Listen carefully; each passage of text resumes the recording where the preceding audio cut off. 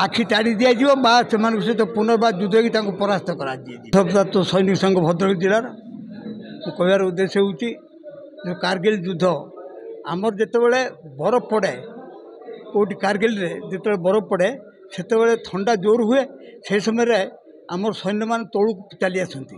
तेणु से मौका देखिकी सेठाकार जो सैनिक मैंने 6 जन सेना थिले जे कि आसिक पत्थर उठे घर करने रही कि स्थिर स्थान निरूपण करते आमर जड़े एठिकार से कारगिल पाख गाँव जो गारकन गाँव जो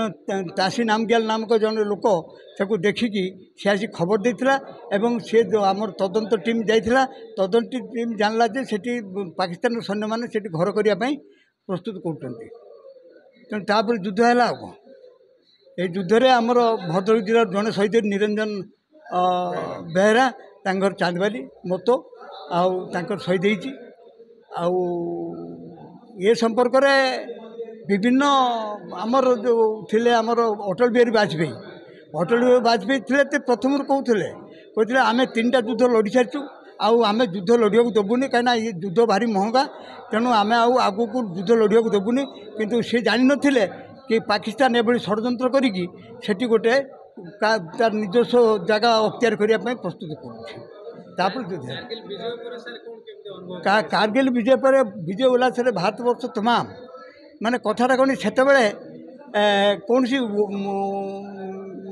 ओबीबेन नथिला जीवा आसिया करने हेलिकप्टर माध्यम सब जो मरला मृत देह को नहीं आसुले तलू तेणु से मृतदेह जो आसूला हेलिकप्टर रे से हेलिकप्टर टैप छड़ा टैप दिया जहाँ माध्यम सारा भारतवर्ष को लड़ईटा माने घर घर का देखी पार्टी से लड़ईटा को से आमर जन सांबादिक थे बरखा दत्त जे थे से कही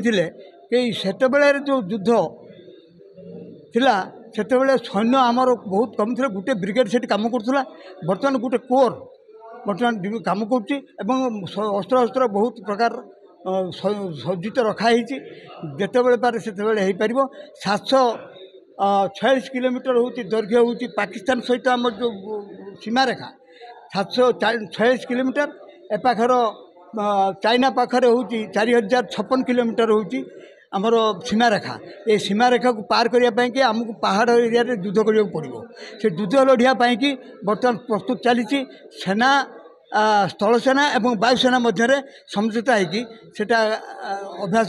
समराभ्यास करुँच ये सीमारेखा को बर्तमान परिस्थिति जदि कारी नजर पड़े ताने निश्चित भाव